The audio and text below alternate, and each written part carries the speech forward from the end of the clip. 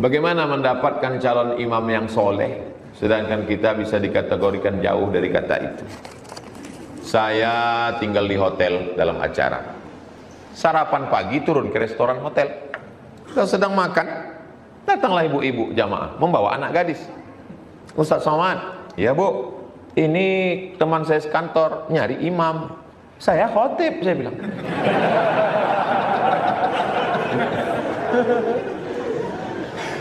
Mencari imam. Antum mencari imam, bolehkah seorang perempuan menawarkan dirinya kepada imam yang baik? Boleh. Mana dalilnya? Dalilnya Khadijah. Khadijah ini punya barang-barang banyak, yang menjualnya anak-anak muda. Tapi kalau anak muda ini yang menjual laku keras. Akhirnya dia penasaran, siapa yang menjual barang ini kok laku? Itulah orangnya, ditunjukkan Nabi Muhammad. Lalu kata Khadijah, aku ingin menikah dengan dia. Tapi tak sampaikannya langsung. Maka disampaikanlah ke Rasul. Lalu kemudian Rasul menyampaikan ke pamannya. Paman-pamannya adalah meminang Khadijah. Jadi boleh menyampaikannya melalui wali. Lalu kemudian wali mengundang anak lajang ini datang. Lalu anak datang tu, datanglah anak gadis tu membawa teh manis. Kalian pun jangan nunduk aja, tengok-tengok sikit. Udah balik tanya, ada kau nampak? Tidak. Apa guna kau datang situ? Datanglah dia bawa teh manis tadi. Datang. Jangan kalian datang sendiri. Jangan datang sendiri. Bawa Pak Rektor, bawa Pak Kadis. Jangan bawa saya. Kalau saya kalian bawa, saya yang diterima.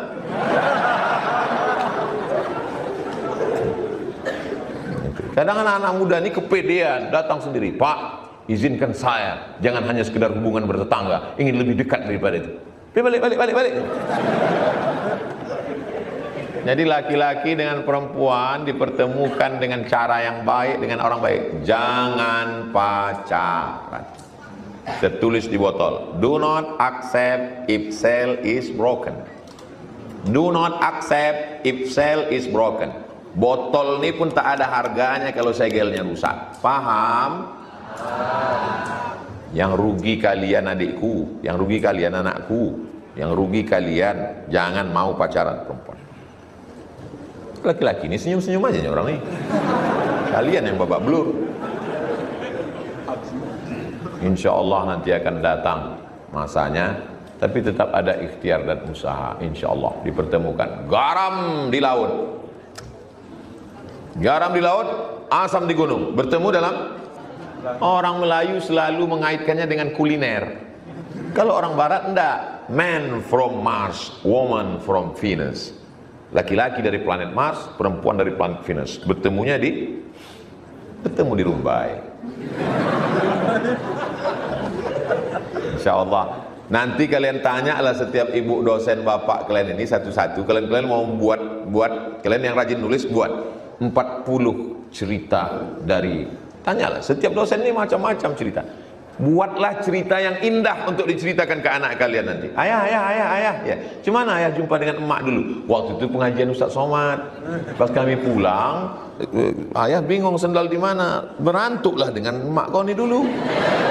Pas balik.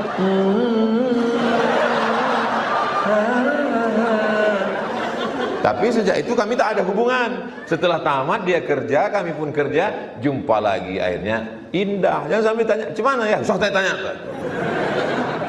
Allah, ceritakanlah ya, Mas, kami disuruh guru sekolah untuk nuliskan cerita indah ini. Tangkap satpam kami dulu.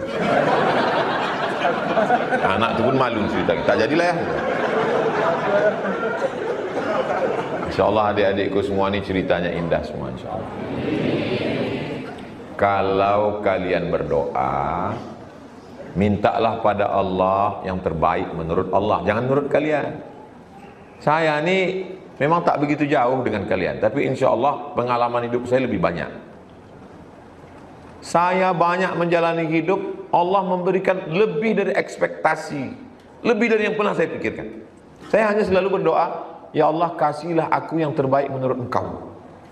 Karena kalau terbaik menurut aku, kebanyakan orang ini tak begitu. Ditetapkannya satu target, lalu dimintanya Allah menyetujui target itu. Ya Allah kasih, ya Allah nikahkan aku dengan Khadijah. Kalau tidak, jangan sampai dengan yang lain. Jangan begitu. Itu artinya kau lebih tinggi dari Allah.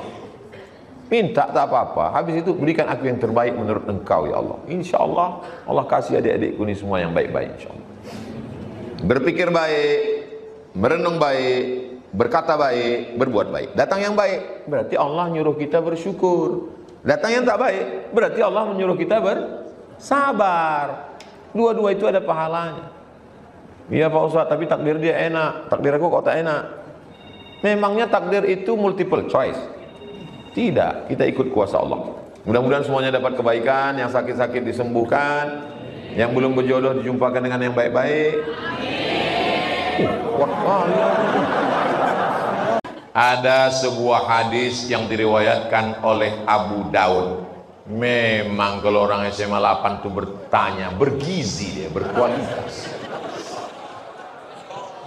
Ada dalam hadis, sesungguhnya Allah menurunkan setiap permulaan 100 tahun seorang mujaddid yang mengembalikan kegemilangan agamanya. Lantas bagaimana kaitannya dengan perkembangan LGBT yang tengah marak? Apakah LGBT baru akan hilang dan musnah setelah Allah menurunkan mujaddid? Setiap awal 100 tahun, makanya mereka mengatakan mujaddid abad ketiga, abad kedua itu Imam Syafi'i, karena dia meninggalnya 204. Jadi setiap awal-awal mereka mengatakan mujaddid pembaharu itu Imam Al-Ghazali, karena meninggalnya 505. Mereka mengatakan mujaddid itu Imam Ar-Razi, karena meninggalnya 606 di awal-awal itu. Apakah setelah Imam Syafi'i meninggal perbuatan maksiat tetap ada? Tetap ada. Nabi Muhammad meninggal perbuatan maksiat tetap ada? Tetap ada. Ini dunia, besti. Ini bukan sorga. Jadi kalau ada kalian berpikiran, aku menyesal lah hidup zaman sekarang Pak Ustadz. Kenapa lah aku hidup di zaman banyak LGBT, maksiat, dosa, judi online, seks online. Kenapa aku tak hidup di zaman Nabi Muhammad? Kalau orang model kau nih hidup zaman Nabi Muhammad, mungkin tak ikut Nabi Muhammad, ikut Abu Lahab.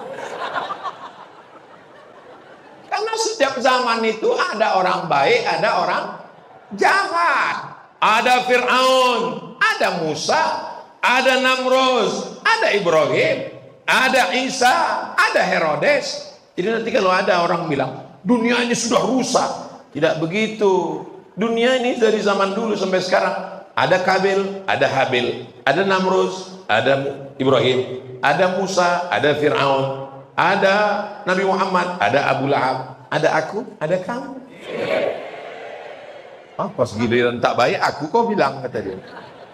Jadi kita tinggal memilih mau jadi laki-laki yang soleh atau jadi LGBT, mau jadi perempuan yang solihah atau menjadi lesbi. Insya Allah semua anak-anakku ini sehat walafiat semua. Anak-anakku yang laki-laki ini semuanya ya Allah selamatkan hati mereka supaya tidak suka kepada penyanyi, pemain bola, pemain film, artis yang ada bibit-bibit LGBT, karena itu akan membawa dia ke sana. Nauzubillah. Ini satu lembar penuh panjang ini. Minta pertanyaan tak curhat. Kita tahu agama yang paling betul adalah Islam. Tak perlu diragukan lagi. Bagaimana anak-anak yang lahir dari rahim orang yang tak Islam, sementara ada yang lahir dari perut orang Cina, namanya Ustadz Felix Xiao. Ada yang lahir dari perut saudara kita orang Batak, namanya Ustadz Nababan. Ada yang lahir dari perut saudara kita dari Sulawesi Utara, namanya Ustadz Yahya Walone. Tapi dalam perjalanan hidup mereka mencari dia, membaca dia, berpikir dia. Akhirnya dia bersyahadat, login. Asyhadu an la ilaha illallah. Mereka Islamnya lebih kuat. Kenapa? Karena mereka mencari dan setelah mencari menemukan. Beda antara anak-anak yang mencari duit beli motor dengan motor yang dikasih bapaknya. Hancur motor itu, tak ada penghargaan. Kenapa? Dia tak pernah mencari, dia dikasih. Begitu juga dengan ini. Kita tak pernah mencari. Ayah kita Islam, emak kita Islam, lahir di Riau mayoritas Islam, tak menghargai Islam. Tapi mereka masuk Islam, memperjuangkan Islam luar biasa. Nah, ini bagi orang yang kebetulan lahir dari rahim tidak orang Islam. Sementara kalau bisa memilih, semua mau lahir dari rahim orang Muslim. Tapi saat ditiup roh, tak bisa memilih. Dia dikasih Allah akal. Afala ta'qilun, disuruh mendengar, dengar ceramah di TV, dengar di YouTube, dikasih mata, baca buku, dikasih akal, memilih, akhirnya masuk Islam. Islam mereka lebih berkualitas, balasan pahala mereka lebih besar. Boleh jadi Ustadz Yahya Walone, Ustadz Felix Siau, Ustadz Hani, Koh Hani, Koh Stephen lebih dulu masuk surga daripada Ustadz Abdul Somad. Betul? Betul pula kata orang ini. Betul lah dia tak ada dosanya. Dia baru masuk Islam bersih sebersih-bersihnya. Dia melalui proses, dikucilkan, diusir dari keluarga. Mereka melalui perjuangan yang luar biasa. Maka mereka itu adalah panutan. Jadi tidak ada alasan tidak masuk Islam karena keluar dari rahim orang yang tak Islam. Cari, berakal, pakai akal. Pakai akal. Kurang akal, minum air akal. Tak ada otak, makan otak-otak. Saudaraku yang dimuliakan Allah SWT, tidak ada alasan karena lahir di Amerika, lahir di Eropa, lahir dari rahim tak Islam, lalu mengatakan ini sudah takdir. Kau masuk ke dalam perut orang tak Islam itu takdir, tapi kau mau masuk Islam itu adalah pilihan. Hidup ini pilihan. Ada takdir yang kita tak bisa memilih. Menjadi orang Riau, menjadi orang Melayu, itu pilihan atau takdir? Takdir yang tak bisa memilih. Menjadi orang Sunda, menjadi orang Batak, menjadi orang Jawa, menjadi orang Eropa, itu pilihan dari Allah, tak bisa kita memilih. Tak pernah dulu malaikat datang bawa kertas, kau mau jadi apa? A Arab, B Batak, C Cino. Tak ada.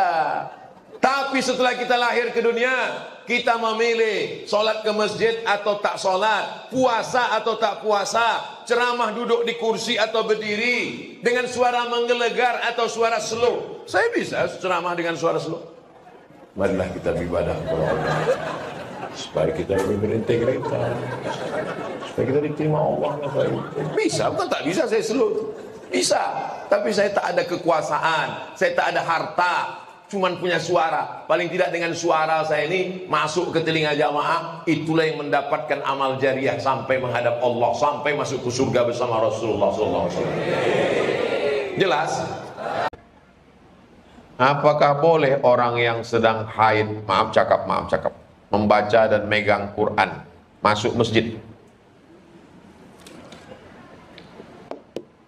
Perempuan yang sedang halangan tak boleh tujuh, tak boleh baca Quran, tak boleh megang Quran, tak boleh bawa Quran, tak boleh masuk masjid, tak boleh iktikaf, tak boleh sholat, tak boleh puasa. Tujuh. Menurut kitab Al-Fiqhul Islami wa Adillatu, Syekh Wahbah Zuhaili.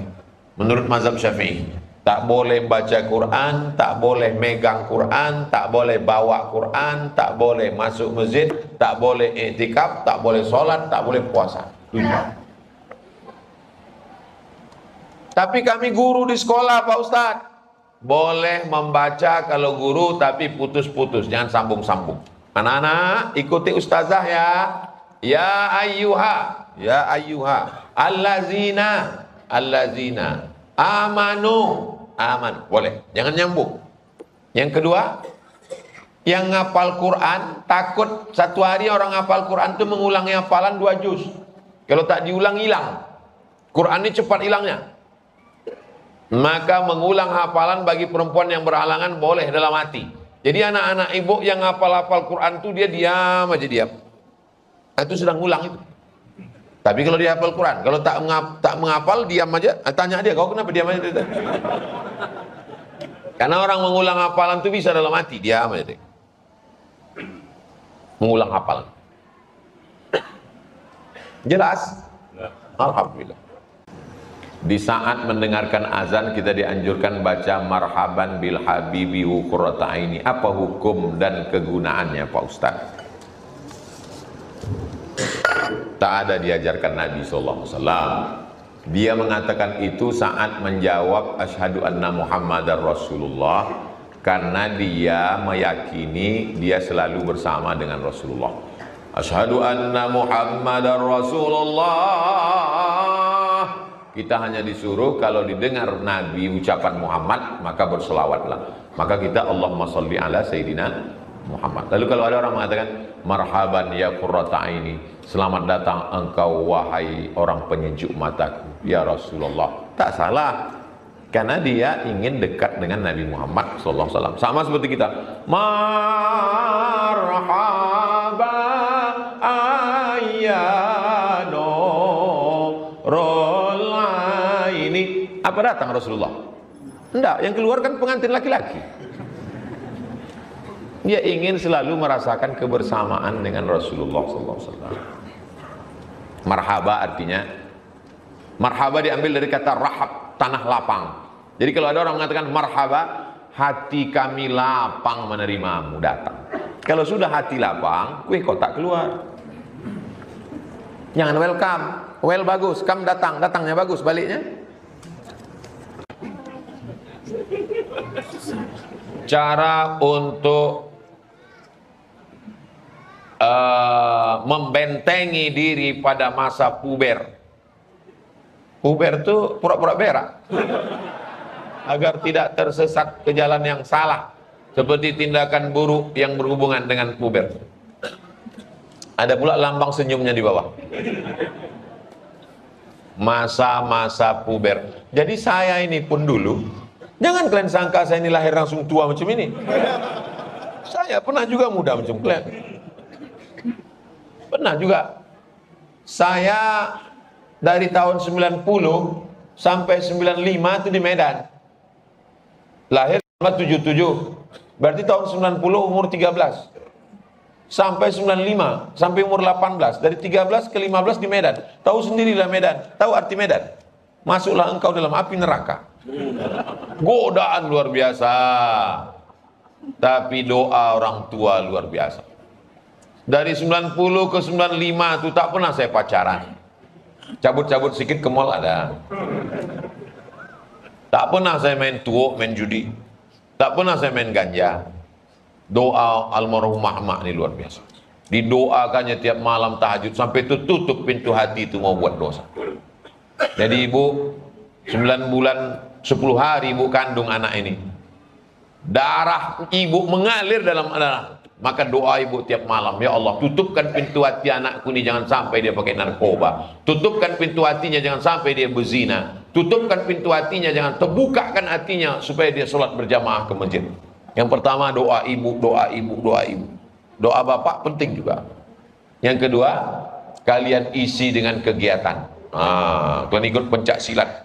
Saya dulu ada di Jalan Kapten Muslim, Sungai Kambing, Medan itu taekwondo. Ikut. Pencak silat, ikut. Ikut semua. Lalu kemudian apa saja yang menguras energi, tenaga habis sampai kita lelah tertidur, dan berkawan dengan orang baik. Karena pengaruh kawan ini luar biasa. Jangan sampai berkawan sama setan. Kalau nampak kawan itu macam agak-agak setan, sorry ya set. Jadi kalau ada kata orang, jangan pilih-pilih kawan, wajib pilih-pilih kawan. Komunitas. Bergabung dengan komunitas FSRMM, bergabung dengan komunitas apa lagi? Kodamara, bergabung dengan komunitas biker subuhan. Pakai motor. Anak-anak biker subuhan tiap Rabu subuh mengaji Riyadus Sholihin dekat rumah saya di Rimbo Panjang. Mau ngebut kalian laju-laju. Jangan laju kali, nanti datang malaikat mati. Insya Allah kalian pasang target melewati masa-masa angin kencang itu. Setelah kuliah, habis kuliah kerja, habis itu menikah, punya anak istri, masa-masa goncang-ganjing goncangan itu insya Allah bisa dilalui insya Allah. Bimbingan lingkungan, bergabung dengan remaja masjid, ikut pengajian, terpelihara insya Allah, terjaga insya Allah. Saya mau tanya Pak Ustaz, bagaimana dosa orang yang berutang tapi tak mau membayar padahal dia sudah mampu berhaji dan umrah? Ini sebetulnya bukan mau bertanya, mau menyindir ini. Biar supaya orang itu cepat bayar utang. Ayat yang paling panjang dalam Al-Quran bukan ayat tentang puasa. Walaupun puasa 30 hari, ayatnya cuma satu. Ya ayyuhalladzina amanu kutiba alaikumus syiyamu kama kutiba alal ladzina min qablikum la'allakum tattaqun. Tapi ayat yang paling panjang surat Al-Baqarah 282, satu halaman full tentang membayar hutang. Berhaji itu wajib, tapi bisa ditunda. Perintah wajib haji tahun ke-6, Nabi baru haji tahun ke-10, 4 tahun ditunda. Itulah mengapa namanya tarahi, ditunda belakangan. Tapi hutang wajib dibayarkan. Umrah sunnah. Kalau ada orang berangkat umrah, utang sudah jatuh tempo, tidak sah umrahnya. Kenapa? Karena duit itu mestinya membayar hutang yang sudah jatuh tempo. Tapi kalau utangnya belum jatuh tempo, bayar utangnya kapan? 2024 belum.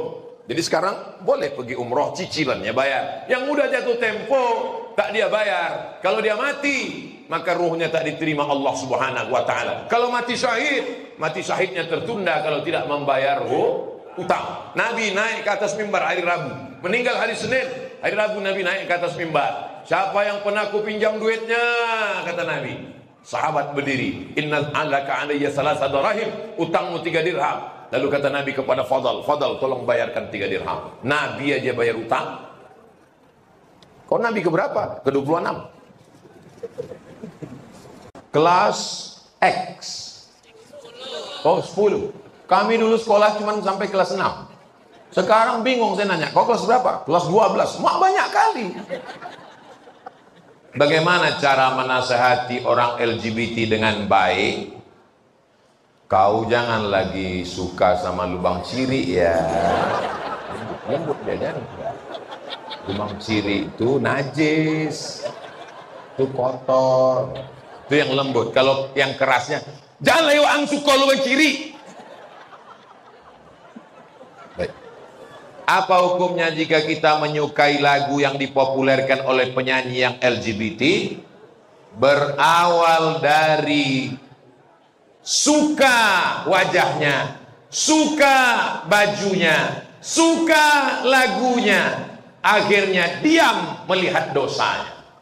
Paling tidak walaupun kita tidak berkomentar, kita mulai diam melihat gayanya. Suka filmnya. Saya kalau udah dibilang orang ini terindikasi LGBT, tak saya tonton lagi filmnya, tak saya dengar lagi lagunya. Bagus dengar lagu Barakallahu lakuma. Allah malu pula. Apa yang harus dikerjakan jika kita sudah melakukan dosa kecil seperti mabuk? Apa pula mabuk dosa kecil?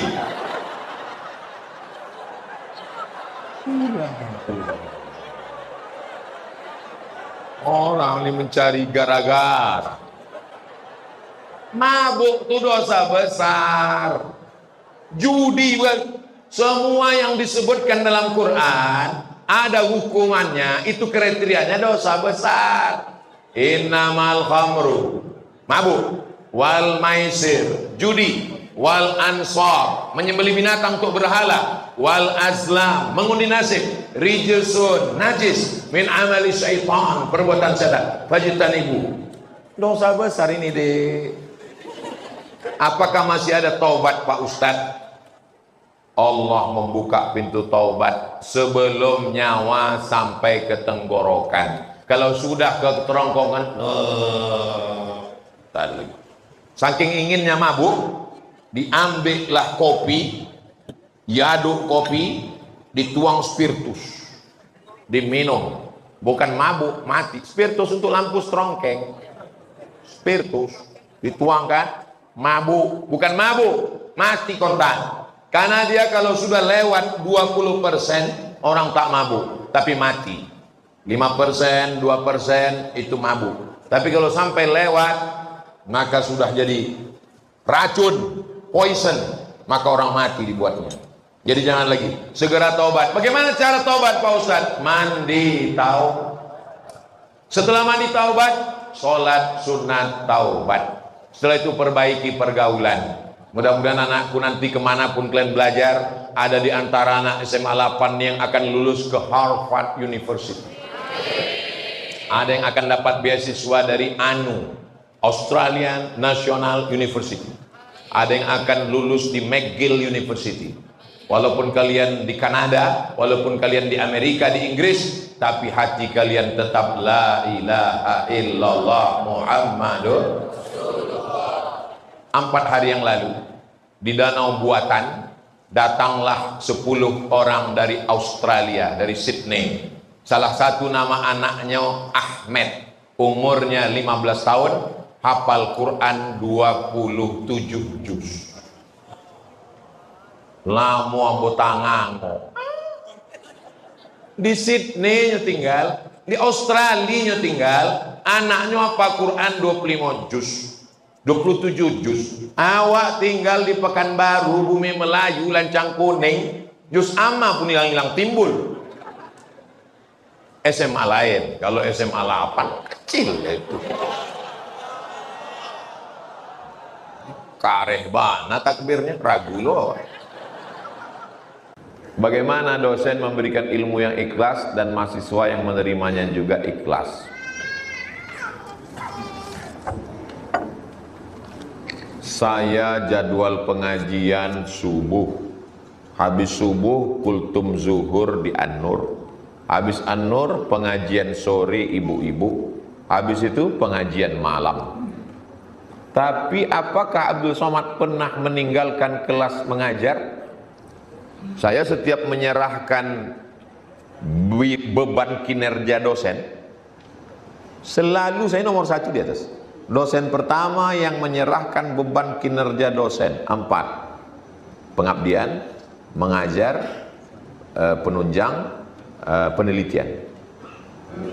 Dosen pertama Abdul Somad. Tak percaya nanti datang ke Usuluddin, cari pegawai namanya Pak Nuriman, tengok data-data. Betul udah semua. 60 dosen Usuluddin itu Ambon yang pertama mau ngasih laporan.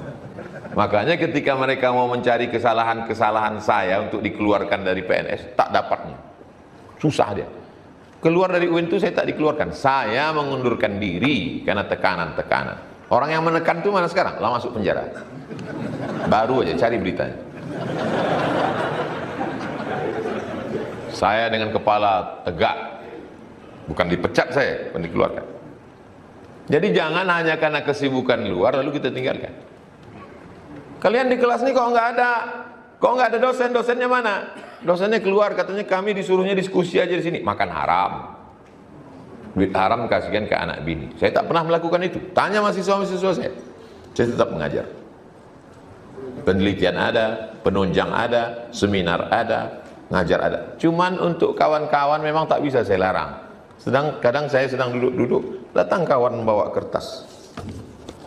Sudah ditulis memang begini, buat situ narasumber. Duduk. Foto dari depan. Dibuat laporan Abdul Somad narasumber bersama. Jadi kalau catatkan ke neraka saya ada juga sedikit. Tak bisa saya larang. Tapi kalau untuk saya pribadi enggak. Saya orang yang sangat takut. Pangkat saya urus. Saya masuk 3B. Habis 3B 3C. Habis 3C 3D.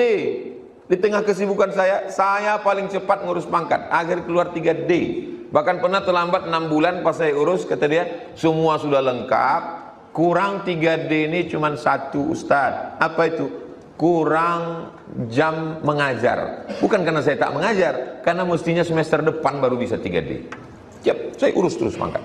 Sampai akhirnya orang pegawai mengatakan, Ustadz sampai mati 3D, tak mungkin bisa naik ke 4A. Kenapa? Karena syarat 4A mesti doktor. Jadi teruslah kejar karir di kampus, di luar kampus, tapi kewajibannya jangan kita tinggalkan. Saya tidak sedang menceramahi. Bapak Ibu dosen lebih dulu ngajar dari saya. Sampai hari ini saya tetap berusaha untuk konsisten.